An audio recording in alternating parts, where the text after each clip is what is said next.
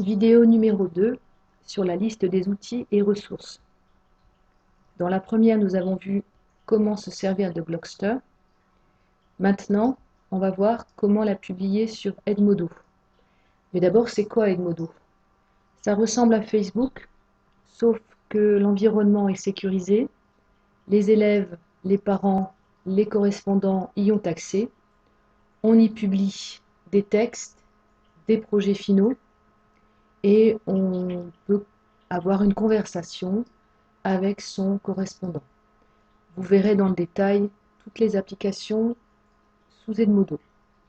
Là, ce qui m'intéresse, c'est de publier ce que j'ai produit sous Blockster. Nous voici donc sur Edmodo. La page se présente sous cette forme, donc mémoriser les images associées à ce site, les mains levées, le professeur un peu flou à l'arrière-plan. Donc vous n'aurez pas tout de suite cette fenêtre la première fois que vous l'utiliserez. Vous allez cliquer sur « Inscrivez-vous, c'est gratuit pour étudiants ».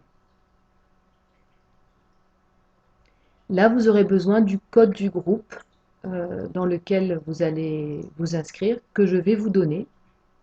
Ensuite, il n'y aura plus qu'à renseigner votre nom d'utilisateur, de préférence votre nom et votre prénom, un mot de passe dont vous allez vous souvenir, donc il vaut mieux le noter quelque part, et de nouveau prénom, nom. Vous devez cocher la case « Vous et vos parents sont d'accord pour utiliser ce site ». Vous avez à ce propos une autorisation parentale à faire signer. Donc, je ne vais pas faire cette démarche puisque je suis déjà inscrite. Je vais me connecter.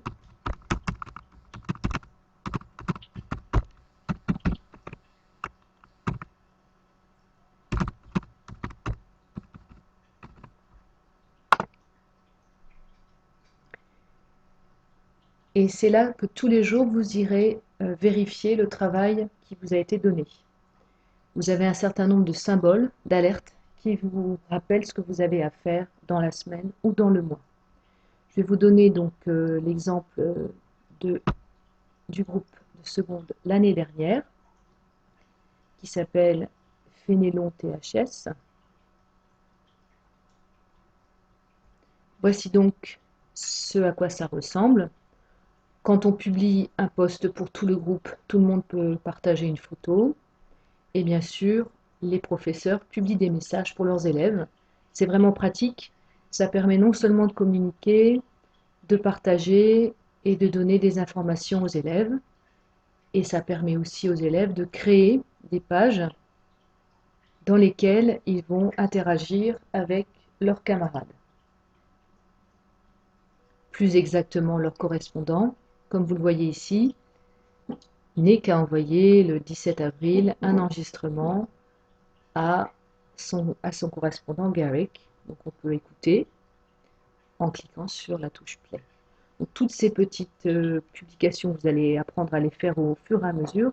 Ce qui est le plus important, c'est que ce soit votre lieu, ce soit un lieu, un site que vous utilisez de façon quotidienne pour vérifier les informations données à la classe. Donc imaginons ici, je suis un élève, donc je vais me mettre à la place d'un élève. Voilà, j'imagine que je suis Zélie et que je veux partager avec mon correspondant Andrew un lien. Donc je vais soit lui ajouter une lettre, un document, un fichier, alors ici un document, un fichier, un lien, quelque chose que j'ai publié dans ma bibliothèque, et ça c'est pour le poster à un certain moment de la semaine. Imaginons ici, je clique sur l'icône lien, et je vais pouvoir copier-coller l'adresse du lien que je veux partager avec mon correspondant. Ensuite, il suffira de cliquer sur attacher et le message que j'ai posté à mon correspondant apparaîtra sur la page commune et sur la page de la classe. Donc si on veut être sûr que son correspondant voit son message, il faut à la fois le publier sur la page commune, mais aussi sur la page du correspondant.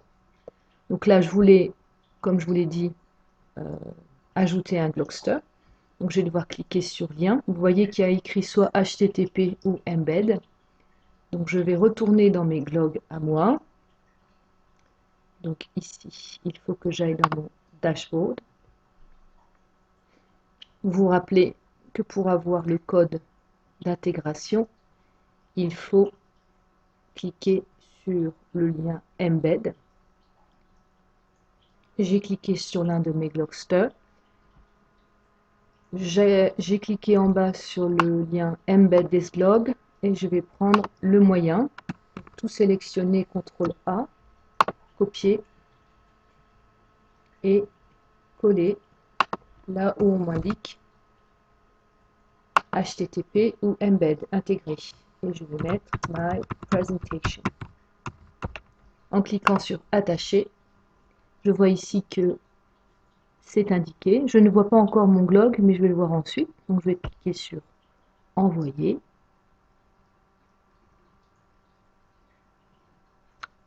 Voilà. Donc voilà maintenant My Presentation qui est présente dans le lien. En cliquant dessus, j'ai une vision plus grande.